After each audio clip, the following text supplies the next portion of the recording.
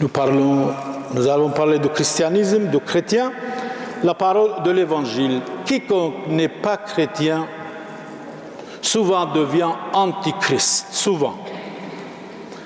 L'antichrist sera très passionné pour le luxe, pour l'impureté. Il sera rempli de l'orgueil, à ce point qu'il s'élèvera au-dessus de tout ce qui se dit Dieu.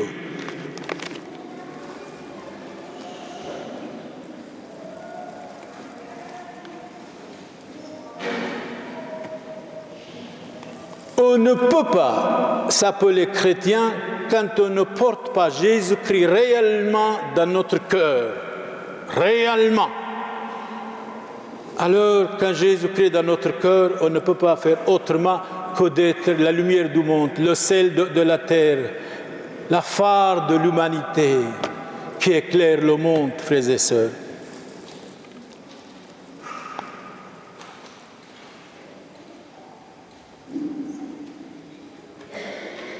Profondément méditons et prions. Vivre, c'est lutter. Dans la vie, il ne faut jamais démissionner.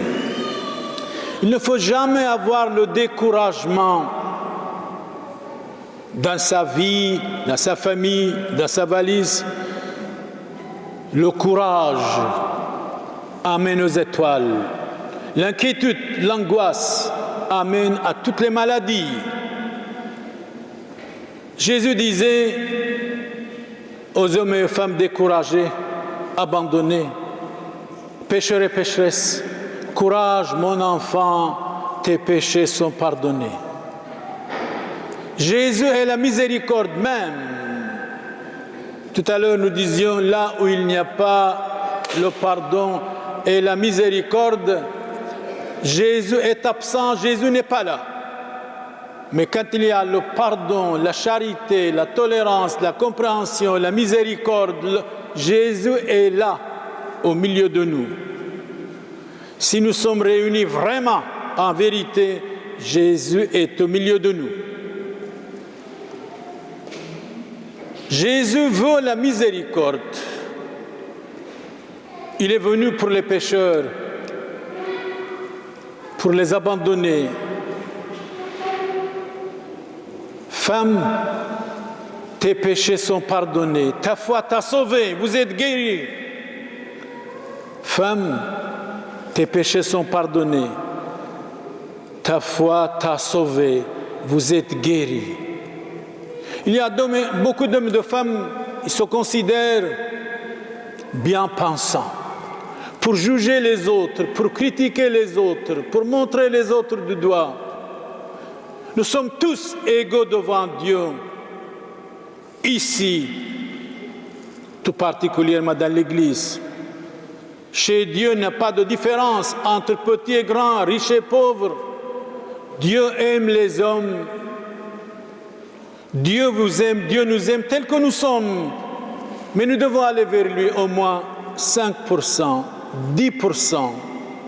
Dieu est tellement grand. Comme disait Balzac, Honoré de Balzac, Victor Hugo, Dieu est tellement grand, lui seul peut nous sauver. Avancez vers Dieu, vous ne perdez rien. Sans Dieu, tout est incomplet.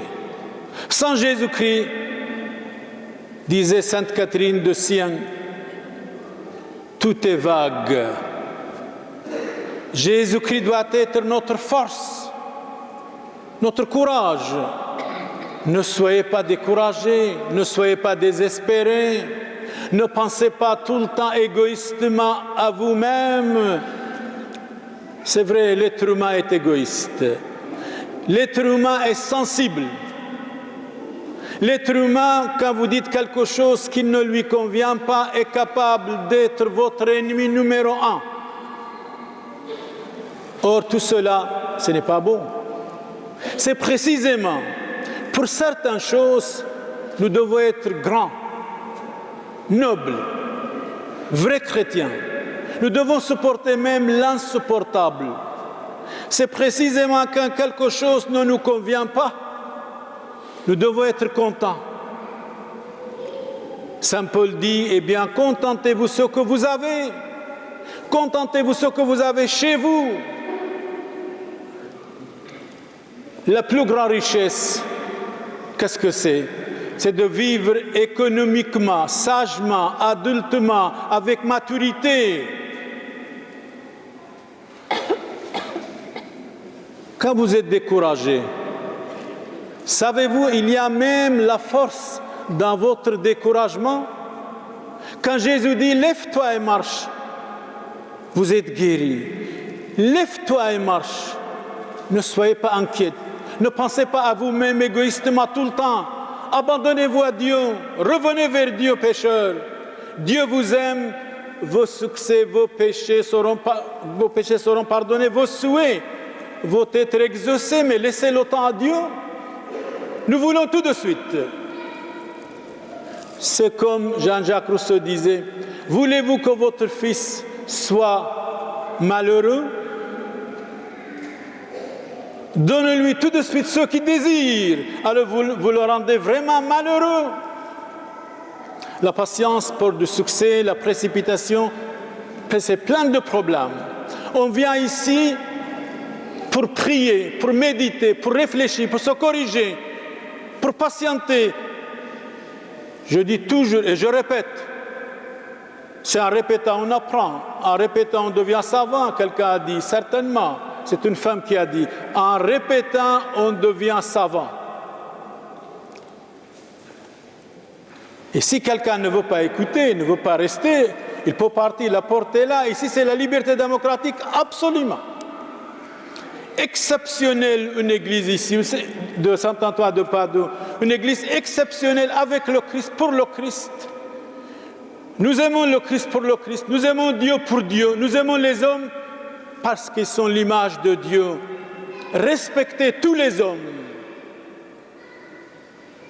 Respectez tous les hommes, toute la créature, toute l'humanité. Tout à l'heure, j'ai fini mon homélie avec une parole de Jean-Jacques Rousseau. L'homme est beau, mais la société est méchante. L'homme est beau, mais les hommes sont méchants. Hommes, soyez humains. C'était la dernière phrase de mon homélie de Jean-Jacques Rousseau. Hommes, soyez humains. Chassez de vous toute haine inhumaine. Frères et sœurs, je suis fier que vous soyez ici. Merci pour votre fidélité, pour votre gentillesse, pour votre stabilité. Un homme, une femme, une famille qui n'est pas stable, nous pouvons méfier un petit peu. Un homme, une femme, une famille qui ne sont pas fidèles à leur engagement, on peut réfléchir un petit peu. C'est la fidélité, c'est la stabilité, c'est la confiance qui rend la vie heureuse. Nous sommes heureux avec notre fidélité, confiance et stabilité.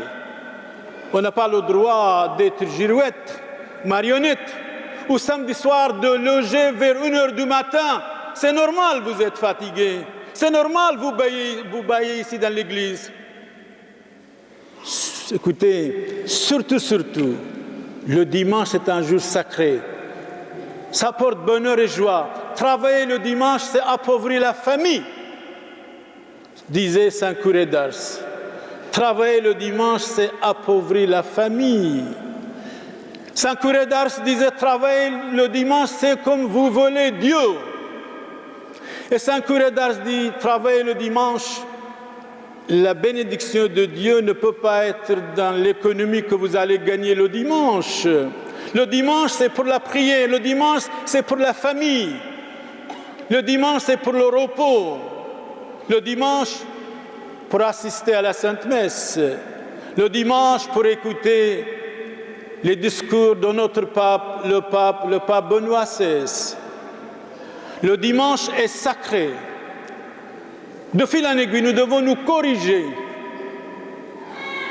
pour toute la semaine, pour que nous obtenions beaucoup de grâce et de force. Je souhaite pour vous tous bonheur, santé, tranquillité. Et je vous remercie grandement pour votre soutien.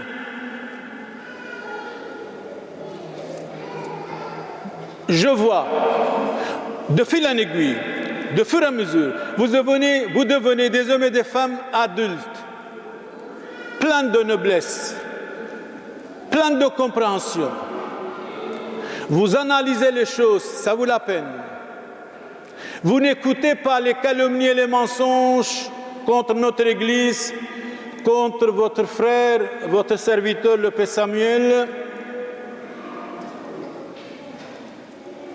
Et c'est très très bien que vous avez dit un jour, la télévision égale mensonge, nous croyons à Dieu Tout-Puissant et au Père Samuel, qui est notre serviteur 24 heures sur 24 heures, gratuitement.